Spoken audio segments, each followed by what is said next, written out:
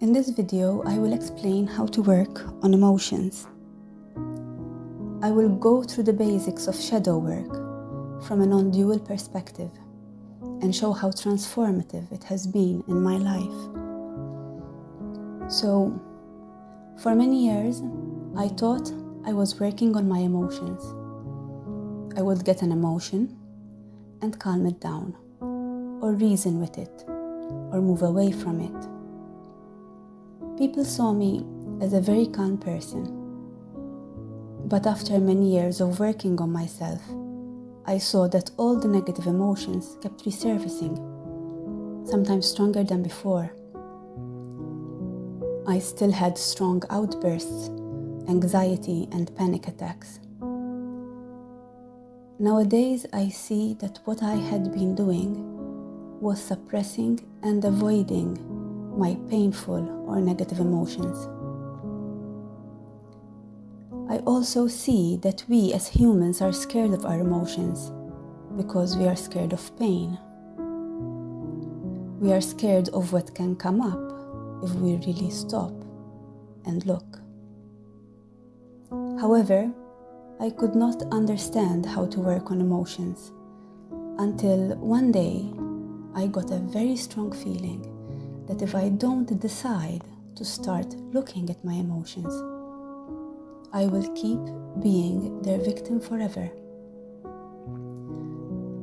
And I saw that I had been running from my emotions and that the actual being with my emotions would be less painful than all the running I had been doing. Suddenly, it became clear what I had to do in order to stop being a victim of my fears. I remember it was a Saturday, and it was a quiet, free day. I didn't have much to do, so I decided to sit down and look at everything that comes up within me. I decided that what I would do was just sit and look at every emotion that I would feel, from unease to boredom to fear, everything. But because there was a decision to look at everything that I was experiencing was just seen without any judgment. This is the key. So I was sitting with my attention on my torso, because that's where most of our emotions are felt, and I was waiting for what will come up so that I could look at it. I was not identified with any of the emotions, and I was simply looking as if the emotion was not even mine, as if the emotion was just this energy which was just passing through me. And I stopped and looked. And when an emotion came up, I asked, where am I feeling this in my body? How does it feel? And what is its texture? And what do I call it? Because it is just an energy, and I decide to give it a name. And I may call it fear, and I may call it rejection or sadness. And so when an emotion appeared, I asked, what do I call this emotion? And throughout the day, I just sat and looked at all these clouds of energy appearing in my chest. And as soon as I saw something such as, there is fear, it feels in this way, and I'm feeling it in my stomach, and it's moving up my chest to my throat.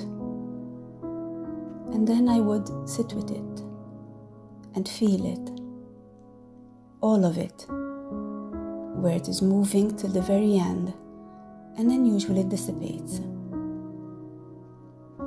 Sometimes it doesn't dissipate, so I ask, why is this fear here? And what is it hiding?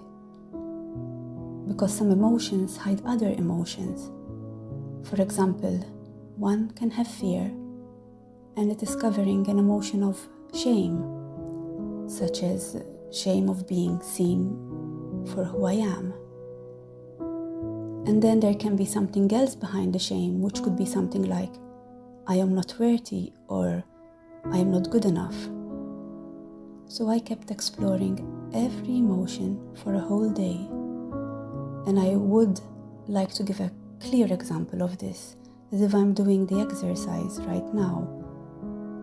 So I would see an emotion rising, and I can see there is anger, and I'm feeling it in my solar plexus and my throat, and it feels hot and burning like acid, and I then feel it fully and sit with it. Then I ask, why is this anger here? And I might get an answer which would be, nobody listens to me.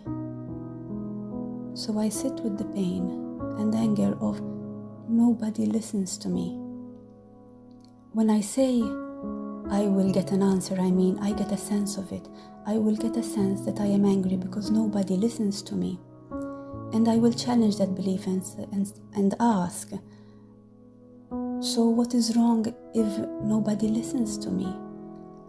And then something else inside of me will say, if nobody listens to me, then I am not important. And I will feel totally the not being important. I will feel I am not important and sit in the pain of that. But again, I am looking at it not as my pain, but as something that is passing through my body. So I feel it totally, but I am the observer of it. So I sit with, I am not important, and then I ask, and what is wrong with not being important? What happens if you are not important? And something inside of me will say, then I am not loved.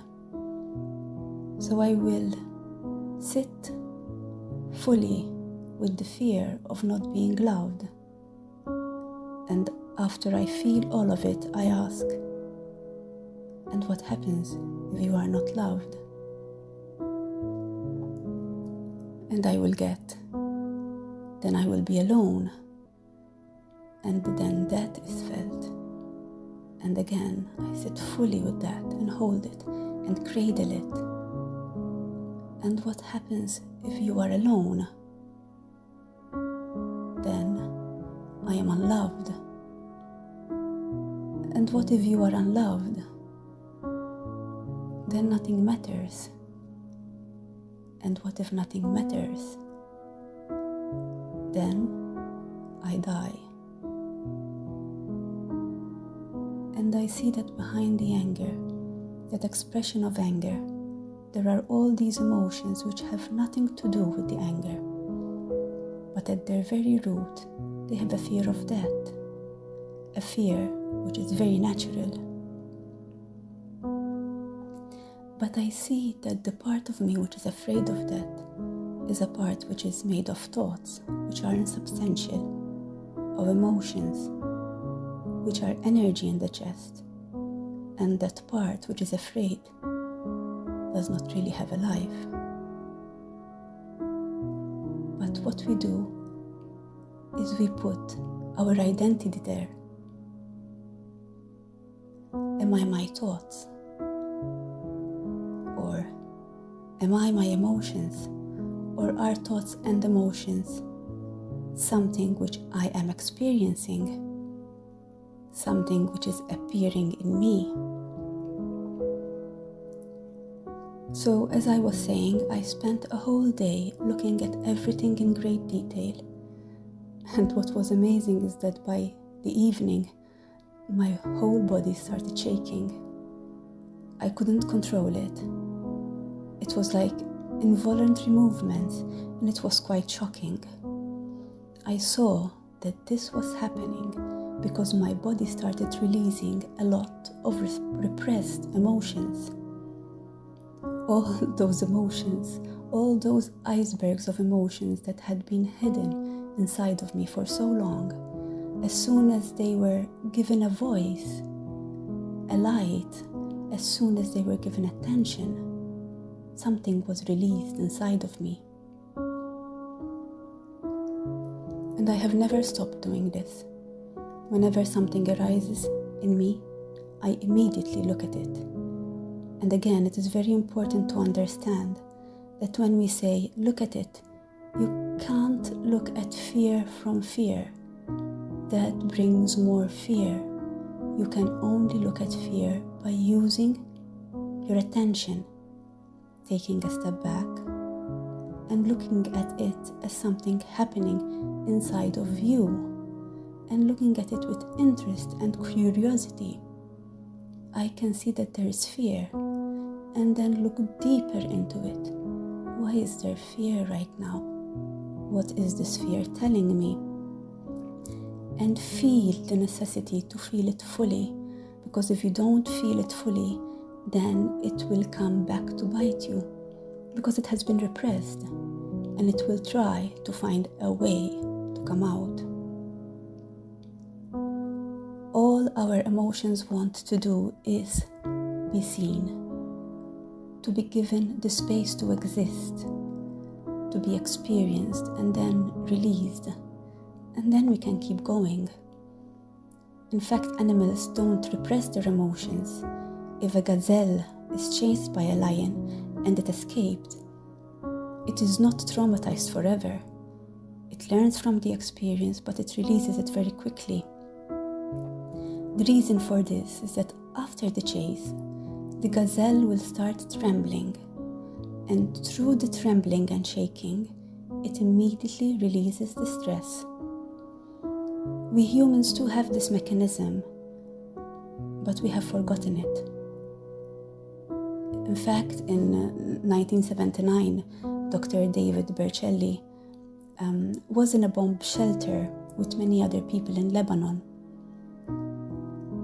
He noticed that the children were trembling, but the adults were not showing signs of distress. Many years later, he observed the same thing in Sudan, and after interviewing the people and the kids, he found that the adults had developed PTSD, but the children had all bounced back to normal.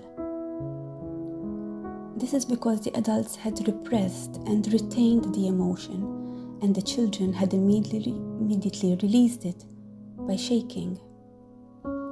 Because of this, he devised a method to shake off stress, which is called TRE, which I recommend, and it is very effective. So, back to sitting with our emotions. It is also important to realize that since emotions are passing through us, what we experience sometimes is not even our emotion. We might be picking up other people's emotion, but what we do is like, I suddenly feel very sad, and I am not aware where this emotion is coming from. And then we create a story, why I must be feeling sad. It must be because my partner didn't give me enough attention, and that's why I'm sad. We explain the sadness that we are feeling to ourselves instead of sitting with it, just allowing it to be there and see, look, there's sadness right now, and being okay with there being sadness. And the result of that for somebody like me who had acute anxiety, which is an irrational fear of many things, is that I have looked at my fear so much, so deeply, that it can't scare me anymore. I can be with it. And since I'm not scared, it has lost so much of its intensity. I also find myself in situations where I can see that I'm not triggered by other people's anger or other people's reaction, because I have looked deeply into my own reactions and emotions. So, as I said, this work removes veil after veil after veil. Repressed emotions inhibit the correct and healthy flow of energy in the body. If you truly commit to this process, all the tightness and constrictions in the body, which would have been made by all these repressed emotions, will start to be lifted. The result will be a person who is so much more relaxed, comfortable in their body, and healthy, that it will be very liberating. There is, however, one very big prerequisite, and that is the decision that says, I am ready to see anything in myself, and I will not judge it. As ugly as it might be, I will not judge it, and I will accept it to be there in myself. I am ready to see that there is selfishness, that there is jealousy, there is envy, anger, you name it. All the things that we tell ourselves that are undesirable in others, we must be ready to see inside of ourselves. But if you do it with the knowledge that you are not your thoughts and you are not your emotions, you will be able to see that these, what we call negative aspects of ourselves, they are found in everybody. Everybody has them. And most of the time, they start from something very small. Most emotions that we have come from an experience in childhood. For example, a child wanted something which did not belong to them. So the parent reprimanded them. And the parent's judgment is the innermost emotion, and it will say, you are greedy. However, you have been taught that it is wrong to be greedy, so you cannot accept it in yourself. And so you cover it with shame. And if somebody ever calls you greedy, you then feel anger. You also start really disliking greedy behavior and start being very giving to show yourself that you are anything but greedy. Can you imagine the horror when such a person unveils their greed? This is why this work is not for the faint-hearted. And it is imperative to remind ourselves that in the case of the example above, the whole thing started because a little child liked a toy and they innocently took it. As we are, all we can see is the anger at the surface. So, when we start looking, all these layers will start being uncovered. As I said, the willingness to see is very important. But this is the most worthwhile thing you can do for yourself in this lifetime. It is totally liberating. It is totally transformative to be able to sit with everything that comes up within you. You become free. You become fearless. You become yourself. I hope this was helpful. Please leave a comment if you have any questions, and like and subscribe should you want to learn more about this topic.